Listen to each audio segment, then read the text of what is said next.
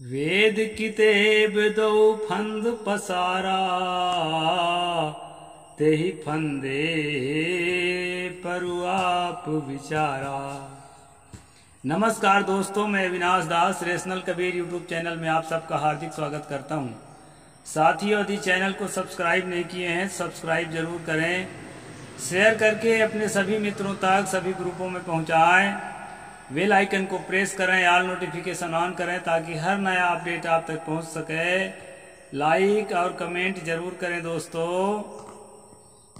इस चैनल का उद्देश्य किसी भी जाति, धर्म, संप्रदाय या व्यक्ति विशेष को आहत पहुंचाना कतई नहीं है। इस चैनल का उद्देश्य है देश में जागृति पैदा करना, वैज्ञानिक चेतना को विकसित करना और तर्कशीलता समाज में स्थापित करना।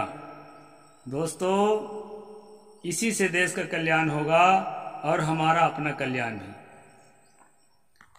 जैसा कि आपको मालूम है, कबीर और रामानंद इस किताब पर हम स्ट्रीम कर रहे हैं।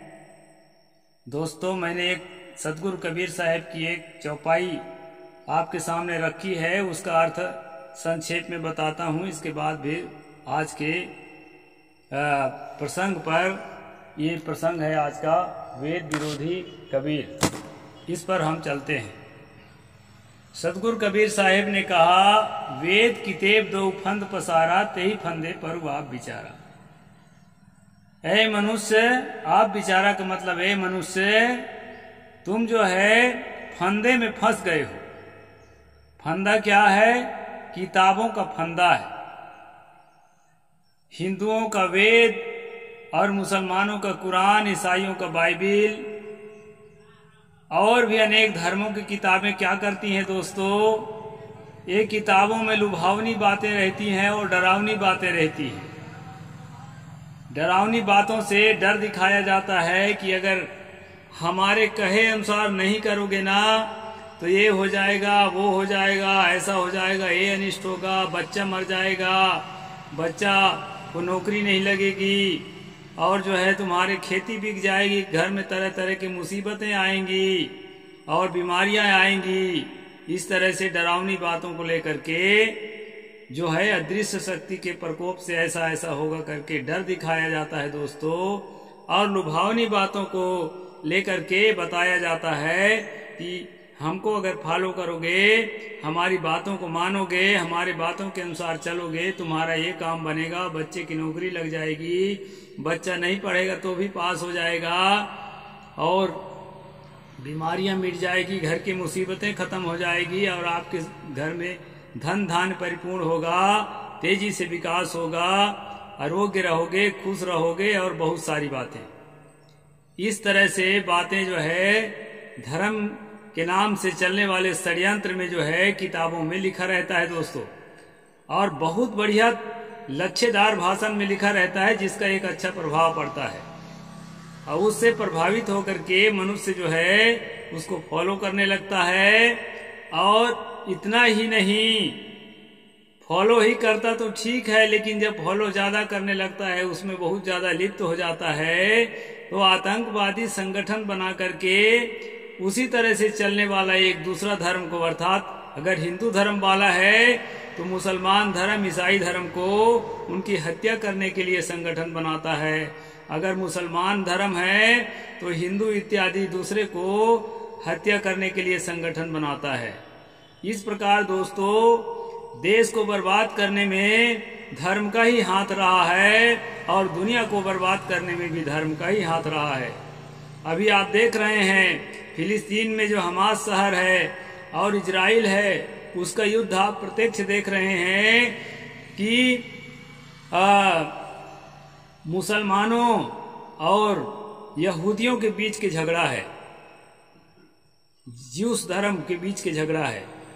तो इस प्रकार ये धार्मिक झगड़े जो है देश के लिए, संसार के लिए विनाश के कारण बनते हैं। अब इसकी शुरुआत कहाँ से होती है दोस्तों? इसकी शुरुआत होती है धर्म ग्रंथों से।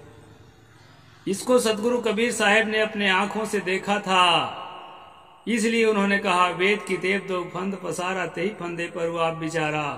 ये किताबों का जाल ऐसा फैलाया गया है कि मनुष्य जो है उसको सही मान करके उसी के बहाव में बहने लगता है और अपने जीवन का पतन करता है और देश का और दुनिया का पतन करता है।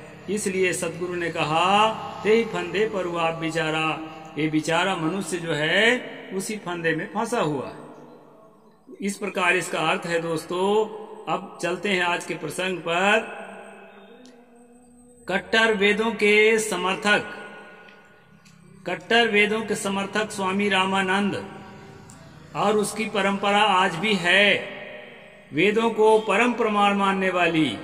अब आप विचार करिए, जो बातें मैंने बताई है कबीर साहब के विषय में, इस तरह से विचार रखने वाला आदमी भला उस यूनिटी का मेंबर कैसे हो सकता है, जैसा कि संसार में प्रचलित है कि कबीर साहब जो है स्वामी रामानंद के शिष्य थे। यहाँ पर कहा गया है दोस्तों, प्राकृतिक नियमों से वैदिक ऋषिगण अनभिज्ञ थे। लेखक यहाँ लिखते हैं, प्राकृतिक नियमों से वैदिक ऋषिगण अनभिज्ञ थे, इसलिए वे प्राकृतिक शक्तियों को देवत्व का जामा पहनाया, अर्थात उन्हें देवता मानकर उनको प्रसन्न करने के लिए प्रार्थना करते थे और उसके फल में लौकिक सुख, धन धान्य, पशु आदि की प्राप्ति एवं दुख आपदाओं से त्राण तथा शत्रुओं पर विजय दीर्घायु होने की कामना करते थे। वे लोग प्रार्थना और हवन करते थे। आगे चलकर याज्ञिक कर्मकांड और का दौर चला। पुरोहितों द्वारा यज्ञ हवन के प्रचार प्रसार में सैकड़ों मंत्र रचे गए। अश्वमेध, गोमेध, अजामेध तथा नरमेध यज्ञ होने लगे। सदगुरु ने कहा है, अजामेध गोमेध यज्ञ, अश्वमेध नरमेध, कहे कबीर धर्म को धर्म बतावे वेद। सदगुरु कहते हैं कि घोड़ा काट कर यज्ञ करने वाला, बैल और गाय काट कर यज्ञ करने वाला, मनुष्य काट कर, बकरा काट कर हवन करने वाला जो यज्ञ है, इसको वेद जो है धर्म मानता है, जबकि मेरी दृष्टि से यही अधर्म है। सदगुरु कहते हैं कि अधर्म को ही वेद धर्म बताता है, अहिंसा बताता है, हिंसा को ही अहिंसा बताता है। इसलिए वेद जो है आपके लिए फायदेमंद नहीं है। वेदों से आपको मुक्त होना पड़ेगा और जो है तमाम धर्म शास्त्रों के जो दुहाई देने वाले हैं, उन वंचकों से, उन शोषकों से भी आपको मुक्त होना पड़ेगा। ऐसा सदगुरु कबीर साहेब हमें बता रहे हैं। तो आगे कहते हैं दोस्तों, यज्ञों में पुरोहितों को प्रचुर मात्रा में धन दान में मिलते थे। ये पुरोहित गण यज्ञ करता यजमान की प्रशस्ति में मंत्र पर मंत्र रचते जाते थे। आगे चलकर बहु विस्तार वाले खर्चीले यज्ञ होने लगे। 7 दिन, 15 दिन, महीना भर, साल भर, यहाँ तक कि 12 साल तक चलने वाले सत्र यज्ञ होने लगे। इस प्रकार यज्ञ विस्तार से पुरोहितों की 5 उंगली घी में थी, किंतु इससे आम जनता त्रस्त थी, क्योंकि यज्ञ के नाम पर उनसे धन ऐंठा जाता था। और इतना ही नहीं, वे उनके पशु और धन जबरदस्ती छीनकर यज्ञ के लिए ले जाते थे। इस प्रकार से दोस्तों ये वेदों का चक्कर है, ले जाते थे। दूसरी ओर राजाओं में राजसूय यज्ञ, अश्वमेध यज्ञ करने के होड़ मचा था। अश्वमेध के नाम पर दूसरे राज्यों पर चढ़ाई करना, खून खच्चर करना और उन्हें लूटना धर्म समझा जाता था। उपरोक्त लूट के धन से पुरोहितों को हिस्सा मिलता था। पुरोहित लोग विजेता राजाओं से मोटी मोटी रिश्वत लेकर उनकी प्रशस्ति में मंत्र पर मंत्र रचते थे। एक एक यज्ञ में सैकड़ों पशु काट कर आग में स्वाहा कर दिए जाते थे। पुरोहितों द्वारा श्राद्ध और यज्ञ के नाम पर किए जाने वाले पशुवध को वैध ठहराया गया तथा कहा गया, वैदिकी हिंसा न भवति। यानी वेद में जो वर्णित है उसके आधार पर अगर हम किसी प्राणी के वध करते हैं तो वो अहिंसा है, वो हिंसा नहीं है। ऐसा जो है जनता में प्रचार किया गया। यज्ञ के नाम पर इस प्रकार के जघन्य कृत्य को, अपने लूट के कारनामों को पुरोहितों द्वारा विश्व शांति का कारक घोषित किया गया है। आज भी कहते हैं ना, विश्व का कल्याण हो यज्ञ करने वाले। हालांकि अभी पशु नहीं काट रहे हैं लोग, थोड़ा सुधर गए हैं।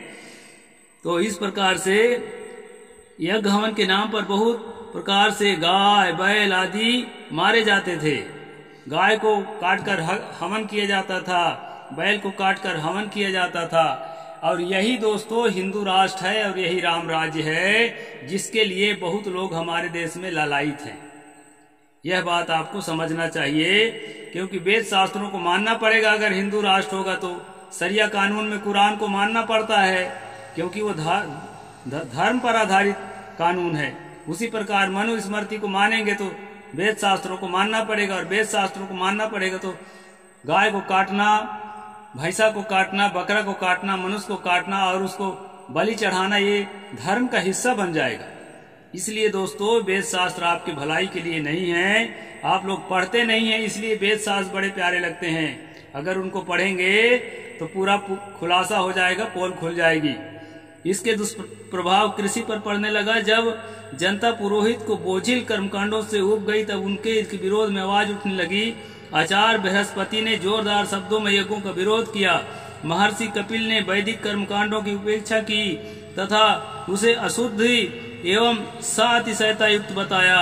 वैसे तो वेदों का विरोध वैदिक काल से ही आरंभ हो गया था। मुंडक उपनिषद में ऋषि अंगिरा ने बड़े ही विदग्धात्मक स्वर में वेदवाद का खंडन करते हुए कहा, यज्ञ रूपी बेड़े में बैठे हुए 18 डूबेंगे, क्योंकि इनके यज्ञ रूपी नाव का अदृढ़ और कमजोर है। छंदोग उपनिषद के ऋषि ने इन्हें स्वाहा स्वाहा और मंत्र पाठ का कुत्तों को हिंकार की तुलना करते हुए मजाक उड़ाया। यानी कि वैदिक काल में ही वैदिक ऋषियों के द्वारा ही जो उपनिषद लिखे गए हैं, उपनिषद में वैदिक जो यज्ञ हवन था उसका खूब खंडन किया गया है। इस बात को यहाँ लेखक लिख रहे हैं। मजाक उड़ाया, कहा कि जिस प्रकार कुत्ते एक दूसरे के पूंछ पकड़कर हिंकार करते हैं, वैसे ही ये वैदिक ऋषिगण एक दूसरे के पूंछ पकड़कर हिंकार करते हैं।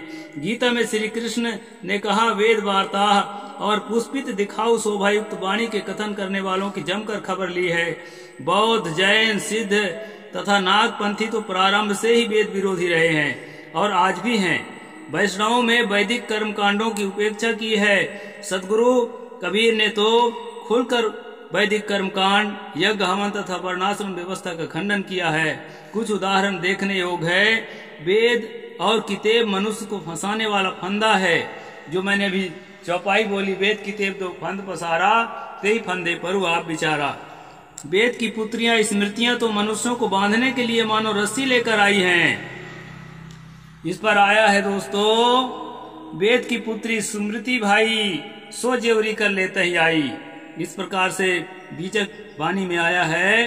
तो वेद और स्मृतियां जो है ये मनुष्य को मानसिक रूप से गुलाम बनाने के लिए, बंधन में बांधने के लिए ही रचे गए हैं। इसका खुलासा सदगुरु कबीर साहब ने अपनी किताबों में किया। 9 वेद किताब है झूठे की बाना, योग जप तप संयमा तीरथ व्रत दाना।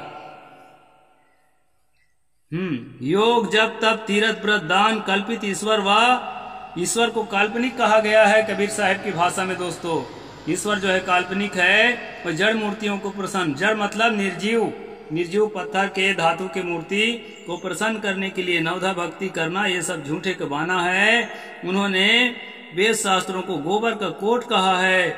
उनके शब्दों में देखें, ये तो है वेद शास्त्र हो रमैया राम, गुरु दिहल मोहि थापी हो रमैया राम।